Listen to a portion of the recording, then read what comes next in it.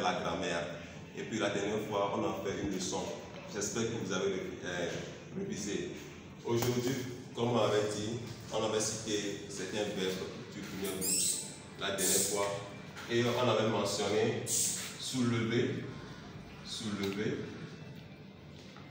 On a encore mangé. Et puis sauter. On a plusieurs, mais aujourd'hui, on va prendre seulement 2 de ces verbes pour travailler là-dessus. Donc, pourquoi disons-nous que ces verbes sont les verbes du premier groupe? Parce qu'ils se terminent par ER.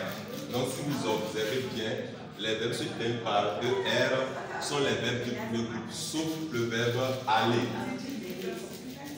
Donc, la prochaine fois, on va parler de ces verbes. Donc, aujourd'hui, comme d'habitude, c'est la conjugaison. Donc, conjugaison.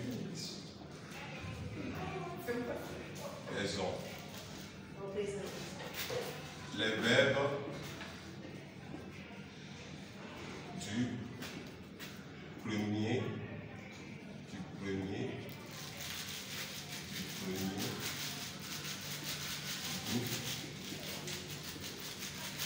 au présent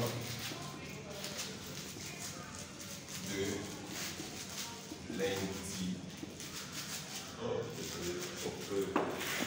l'indicatif.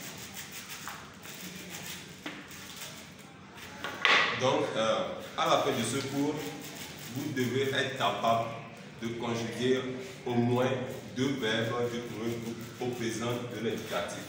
Donc, comment est-ce qu'on conjugue les verbes du premier groupe? Les verbes du premier groupe au présent de l'indicatif. Premièrement, vous prenez le verbe. Par exemple, le premier verbe ici, c'est le verbe quoi? Soulever. Soulever. D'accord. Le verbe soulever, comme vous pouvez le voir, ça se termine par ER. Et puis, nous tous, nous savons les pronoms personnels des verbes. Donc, on a je, les pronoms personnels je, tu. On a aussi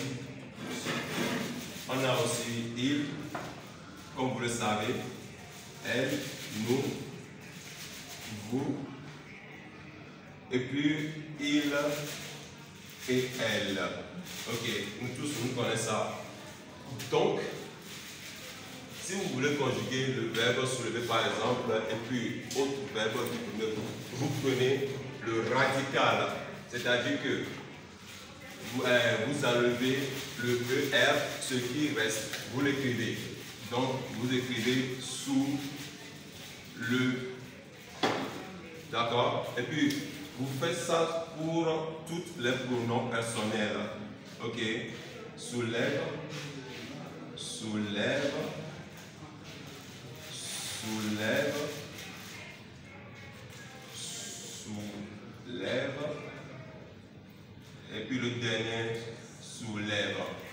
Puis, pour conjuguer ces verbes, si c'est la première personne du singulier, vous ajoutez seulement A. Oh, désolé. Vous ajoutez seulement E. Puis vous mettez l'accent d'abord sur le E, puis R, avant le R. Et ici, vous mettez ES. Donc, premièrement, vous mettez E, après ES, après E. Donc, je soulève, tu soulèves, il ou elle soulève, nous soulevons, nous soulevons, vous soulevez. Et puis, il ou elle soulève. Si vous prenez le verbe manger aussi, vous faites la même chose. Ok, ça ce sont les terminaisons du verbe, les terminaisons. Donc, vous suivez les règles pour pouvoir conjuguer ces verbes au présent de l'indicatif. D'accord. Maintenant, si vous avez compris, on prend encore un autre verbe, comme le verbe manger. Donc, vous écrivez le radical, donc M-E. G, M-E, M-A-N-G, M-A-N-G, M-A-N-G, M-A-N-G, M-A-N-G. Donc ici, vous appliquez la même règle. Par exemple, vous ajoutez la terminaison E à la fin. Je mange, très simple. Tu manges, vous ajoutez ES. Il ou elle mange, nous mangeons. Prêtez attention.